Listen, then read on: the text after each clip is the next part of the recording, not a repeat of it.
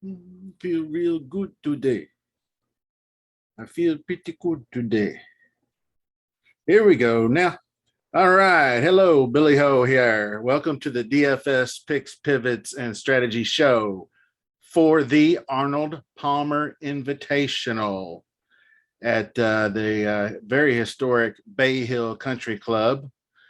Recap last week, Sepp Straka stole the show down the stretch, and the gods opened up the skies for him for the big downpour. Pretty amazing finish.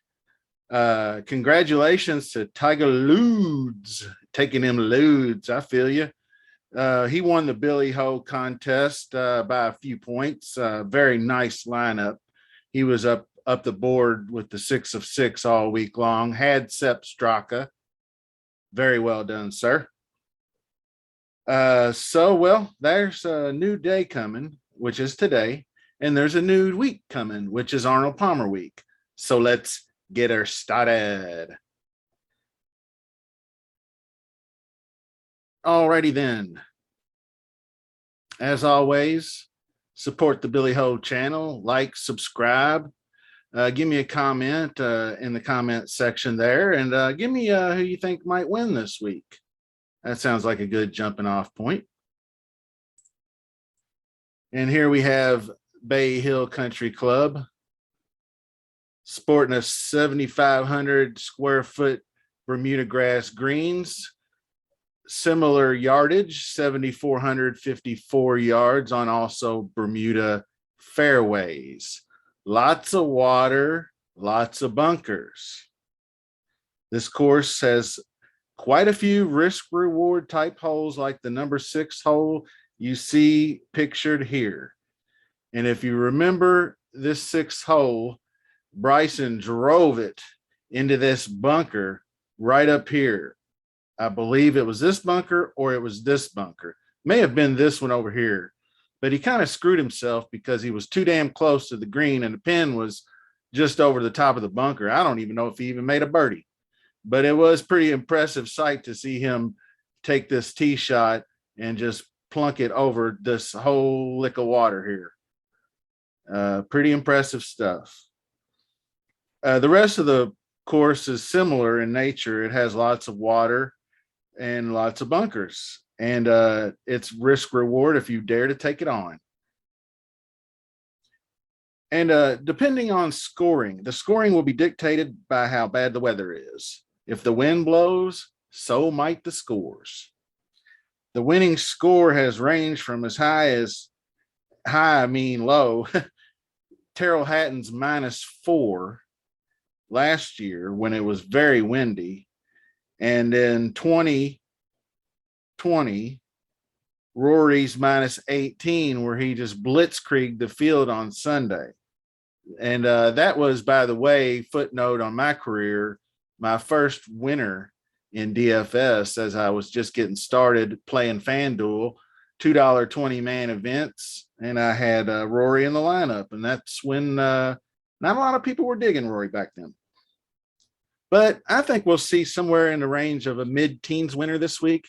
It looks like the wind's going to blow similar like it did at Honda.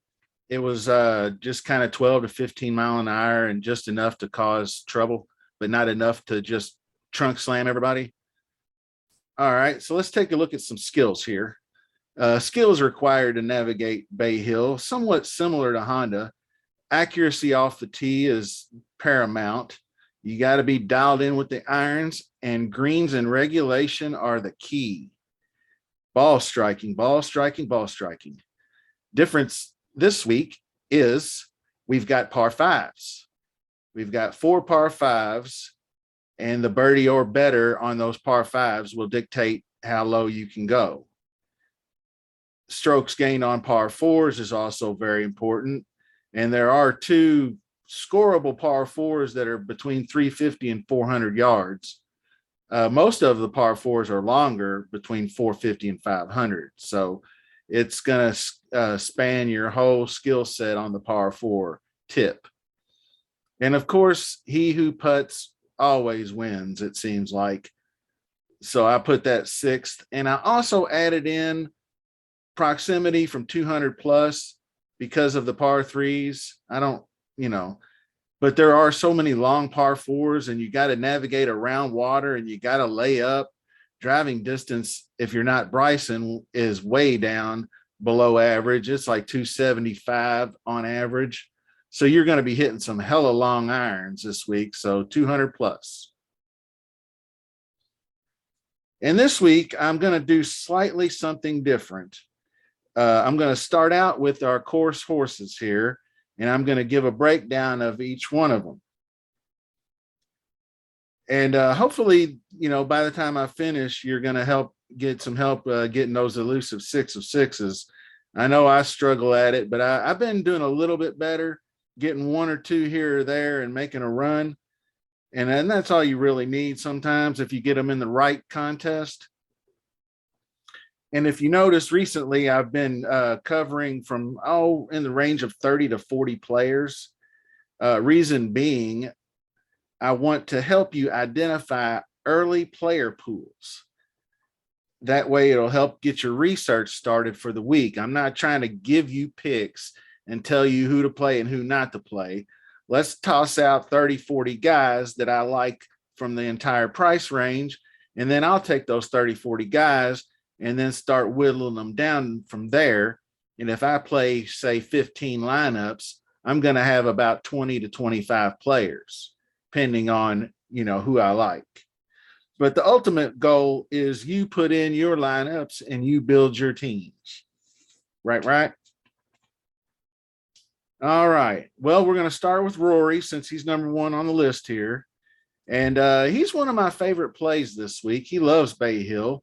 I mentioned a minute ago he had that big win in 2018.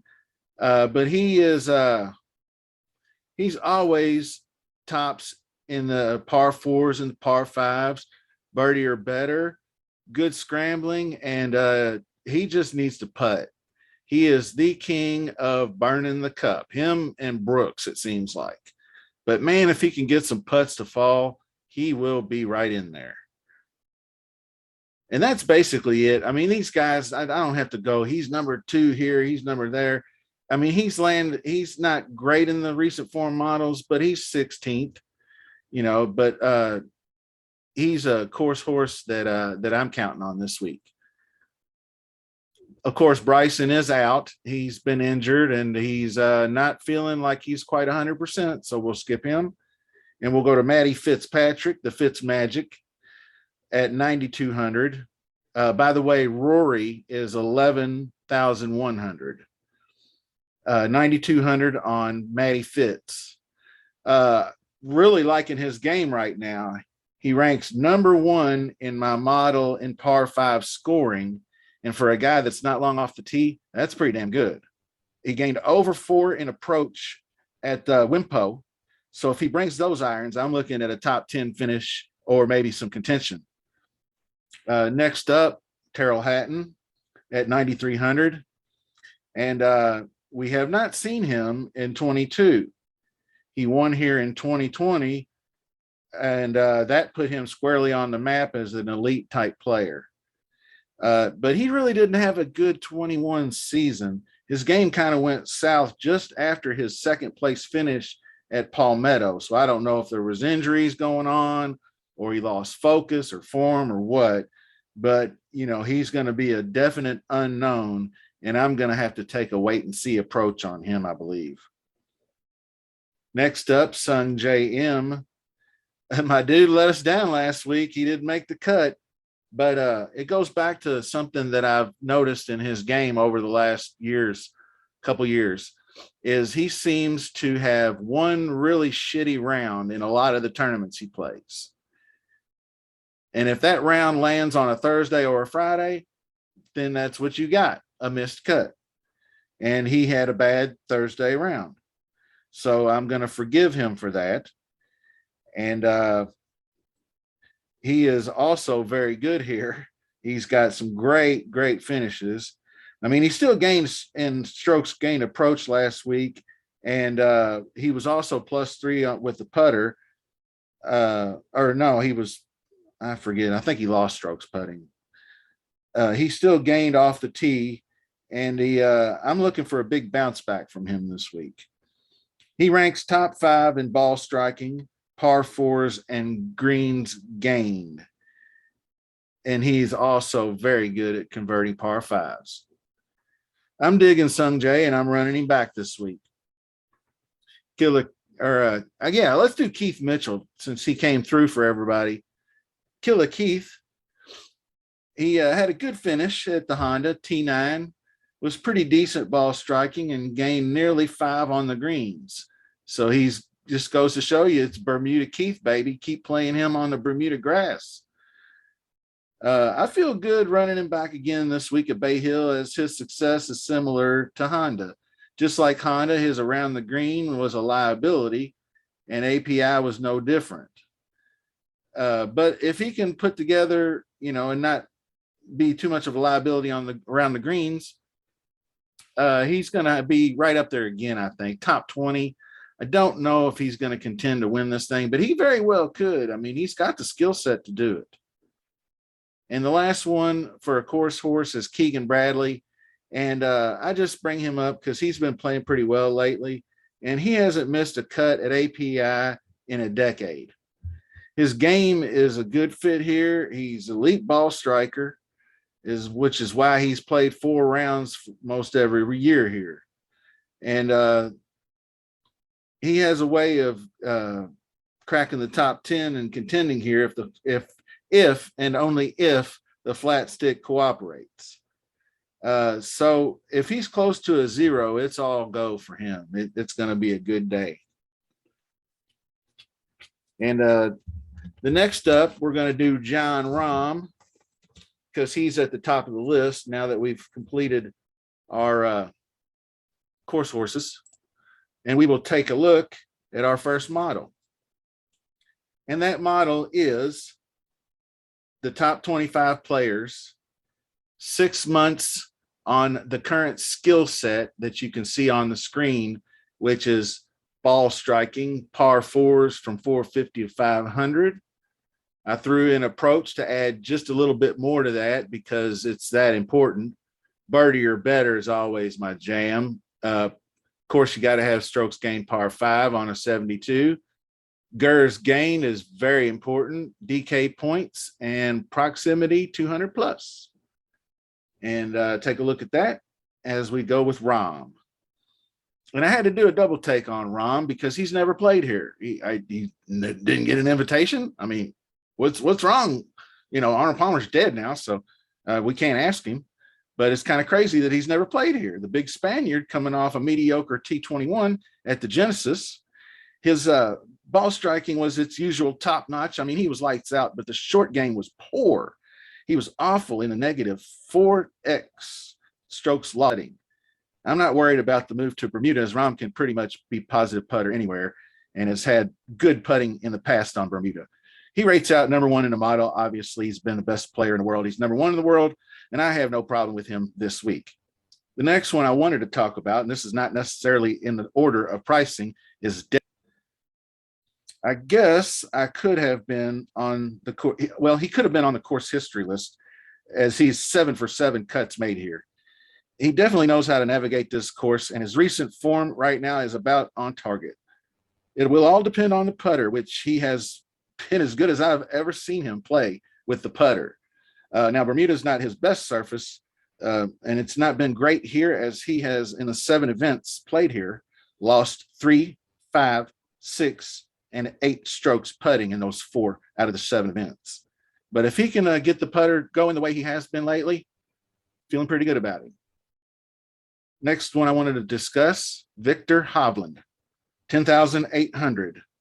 You got to like Vic here. His ball striking game and accuracy off the tee sets up nicely for DK scoring. And we all know Vic is a DK scoring machine.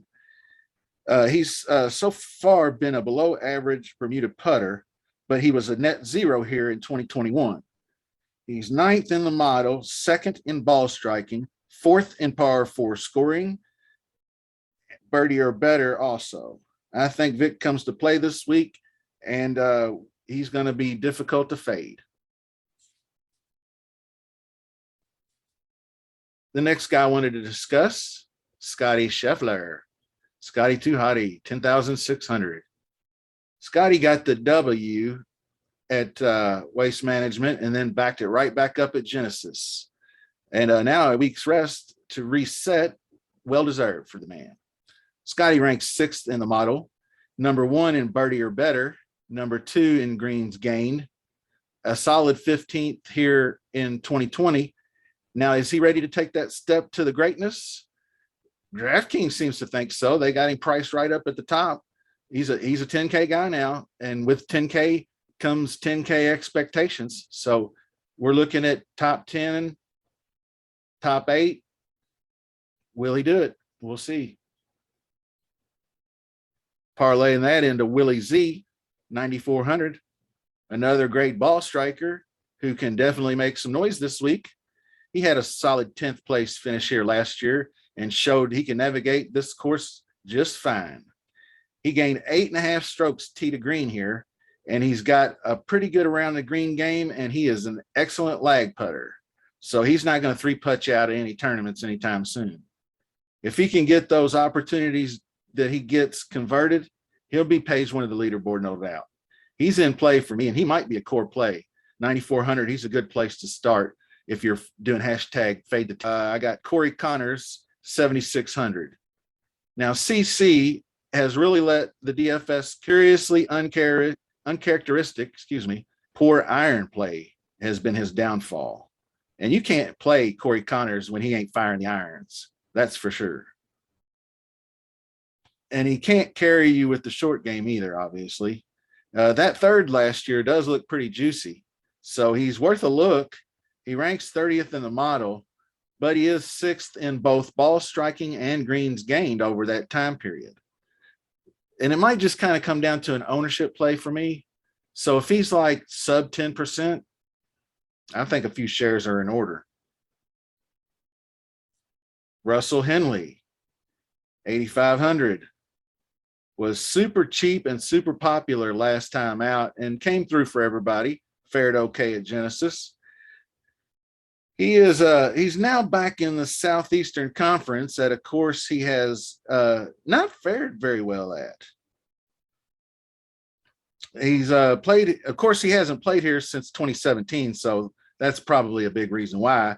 And also might be a reason why he hasn't played here is because he either doesn't think he fits the course or he doesn't like to play here. Something about it doesn't like it. And that could reign true as well. So you can't just say, oh, well, he hadn't played here since 17. So, he's a different guy now, which he is. But, there might be reasons for his madness. But he does rank 8th in the model, 2nd in approach, 7th birdie or better, and 10th in greens gained. Those are all recipes, and it will depend on his ownership percentage. 8,500, if he's like 18 to 22% owned, I would gladly fade that. Next man up, Gooch, Taylor Gooch. I've come around to liking Gooch a lot here over the past month or so. I used to hate playing him because he missed a lot of cuts when I tried to give him a chance. He'd rate out really, really well one week. I'd play him, and then he just didn't really come together. But I like him this week. He's 3 for 3 cuts made here, and he has a 13th and a 6th in the model, 5th in par 5s, 7th in approach, 10th in DraftKings points. That's pretty good. Gooch is another guy that has upped his game and now sports the swag to compete with the best. He also lost 4 strokes putting at Genesis, which fits another little small angle that I like to play, which is bounce back putters. The last time that putter goes out and loses 4 or more strokes putting, I like to run those players if they're doing well in their other aspects of their game. He's possibly a core play if I dig into him a little further. He looks good to me. Okay. Since we're getting down the list, I'm going to click over to our next half of the model, which is just the same model, but 25th ranked through 50th for your viewing pleasure. All right, 7.3, 7,300 Hollywood Hoagie. It's kind of strange finding Hollywood Hoagie up here amongst the top tier guys. He's got a really good price this week, so I'll take it. He has two elite approach performances here in his two made cuts. Those two missed cuts at the Farmers, long course, not his jam. I forgive him. No big deal. He could be popular. I don't really know what to make of him. I would think he should be popular as well as he's played. He was ninth in the model, fourth in approach, 10th in birdie or better, and top 10 in scrambling. Those are, and 10th in, I think 10th or 18th in DK points. But for his price, that's all lining up to a nice play. I mean, he could be a core play or cash play, no problem. I'm going to skip over to another guy, Seamus Power, 7,600, famous Seamus. Coming off two missed cuts at courses, me and our dude Anzo both agreed upon not his jam, short knocker, long course. Now, people might call this a long course. It's possible, and you can definitely continue on the fade train. But this is his first time at API, and this course may not be too much for him because most of the time people are hitting at 275 off the tee anyway, trying to find fairways. Now, I'm not going to go gaga over him or anything like that because most of his top finishes are against weaker fields. And this is definitely a strong field event. So this is no Barbasol or, Punta Cana or, some of those other places where he's popped. So, 7,600, we'll have to see. Probably a fade. Paul Casey, 8,300. Love this price. Core play, cash play.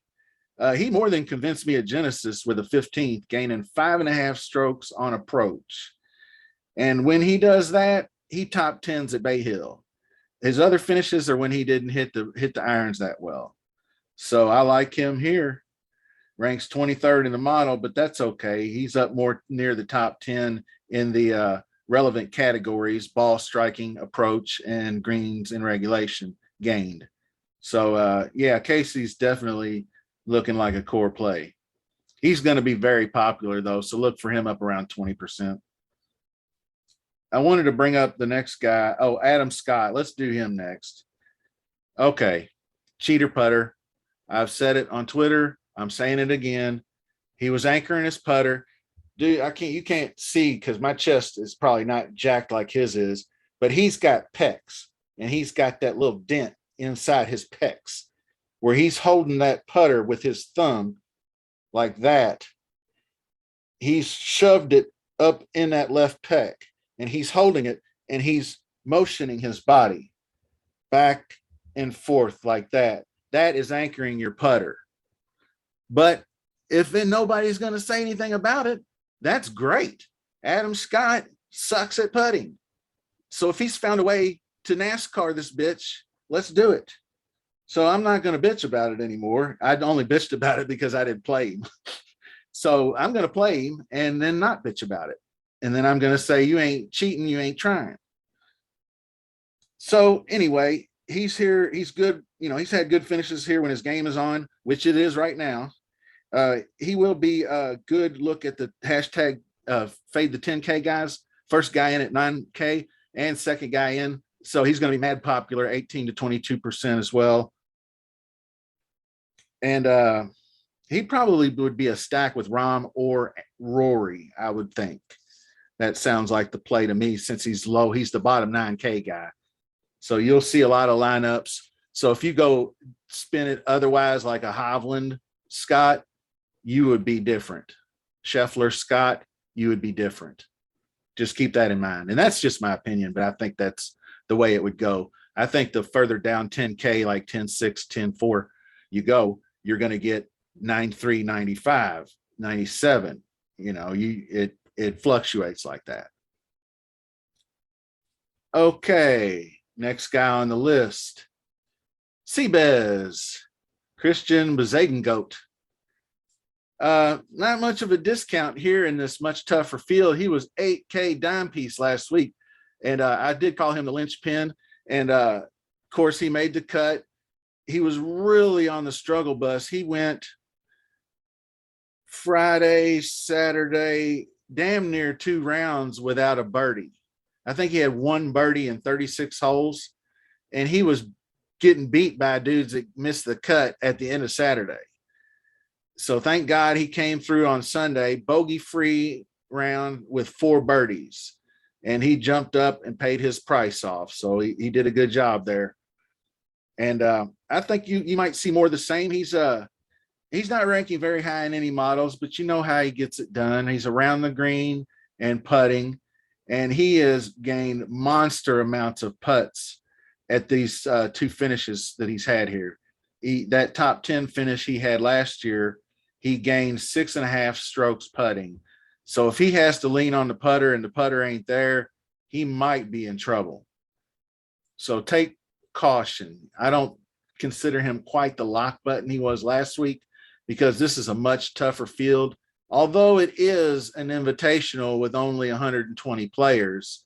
So that might balance it out. So, just keep that in mind. My dude, so close. Chris Kirk, 7,500 again. He was given such a golden opportunity by Berger yesterday. After Berger stumbled out of the gate, he could have won this thing. But he was kind of out of it before 15. And of course, we know what happened on 15. He kerplunks it in the water and then hits his provisional shot in the bunker and makes a triple bogey and ruins the day and the week for me. That one mistake right there cost me a GPP basically. But that shit happens. I mean, who's to say the dude that won the damn tournament by 0.5 point had Lowry and Berger? So he would have had probably a more right to complain than I did after the skies opened up on him and Berger hit it in the water and Lowry had to lay up. So, it is what it is. Okay, fellas, you're going to laugh at me for this, and I'm doing it again. Patrick Reed, 7,400. Just when you thought it was safe to go back in the water. Blam, blam, blam, blam. That's what happened to him last week. Dude was straight butter. He was fine. 27 holes in. He was even par. He had his swimming trunks on 11, finds the water, choo-choo train, the even par at the turn to finishing. He shot 6. Joke's on me, right? Oh, well. I won. Well, maybe 2. First and 200 plus. Tight. Par 3s. I think he'll be okay. Also, sub 2%. I think he goes into the sub 2% category, 1.5%, especially after last week when he was, 4 or 5%. He was a little higher owned in smaller single entry tournaments. And I think he'll be, people just threw in the towel after last week. But I'm pot committed now, so I'm just going to keep dumping money to see the flop, because he's going to hit sooner or later, and I'm going to have at least a piece. Next guy, Ian Poulter. First time we saw him last week, and he looks like another cut maker cash type play. He played pretty well for his first time here. He was weak off the tee though. He lost a few strokes there, but his irons were good. And dude can roll the rock on Bermuda. So if he gets it going on these fast Bermuda greens, he can make some noise. I think he makes the cut anyway. 7,200. He'll pay his price. And this other dude, my dude, Cam Young, 7,500. He came through again. He showed a ton of grit. Fired a 65 on Sunday after struggling Friday and Saturday with bogeys, and doubles and fighting back. So he's, of course, 8th in the model last 2 months rounds. And he could kind of follow the Bryson blueprint and blow it over the top of some of these trees off the tee. He's not going to try to drive the fucking 6th hole or anything like Bryson did, but he can definitely cut some corners here, I think. And he hits the required shot when necessary. I like him this week, and I'm playing him. I don't care what y'all say. Just kidding. We're going to go. I thought we were going to hit into the sub 7Ks, but I found a couple of guys, and then we'll lead into the. I only got a couple of guys in the sub 7Ks before we wrap it up. So let's take a look at the next blip on the model here. And this is a 5-year course history at Bay Hill under the same skill sets, top 25 guys. So just take a look at that while I'm going through this. Lanto Griffin. I thought we were going to get sub 7K Lanto, but then I went and looked and he's 7.1, 7,100. That's close enough for me. I'm jumping back on the Lanto train, and I'm flip-flopping off of Tringali. I think Lanto, low-key good form the last 16 rounds he's played. He ranks 7th in the short form model, 2nd in par 5s, 9th birdie or better, 3rd in 200 plus approach, but he will not go unnoticed. He's going to be popular, but a nice play at 7,100. And then the other guy at 7K I noticed was Thagala Satif. And we all know what he did recently. Dude flat out scores. And looks like, from what I see, it's Bermuda greens that he likes to putt on. He was 4.5 strokes at Sony, and he was way up there at Wimpo, which are Bermuda greens. So I'm not 100% sure how he'll navigate the course. He could find some water, but he's got the skill set, and he's worth a look just for the upside alone. Okay, I got 3 guys sub 7K that I'm looking at playing, and I'm just not going to dick around with such a strong field. I don't like to do that in strong field events, especially invitationals. So here we go. Y'all are going to laugh. Hashtag never Ricky. Ricky Fowler, 6,900. You know me, I've preached about him for over, I don't know, 6 months to a year or more. But $6,900, he's just so this, I used to bitch about it when he was $7,500, $8,500. He ain't paying his price off, and he's more chance to miss the cut. Here, he's a lot less of a risk at $6,900. A guy who's had success, and all he needs is a cut and a putt. And he gained, I don't know, 4 or 5 strokes putting last week on Bermuda. He loves to make a big number, so he's got to watch those waters. He found the water in some doubles last week, but overall he didn't really play that bad.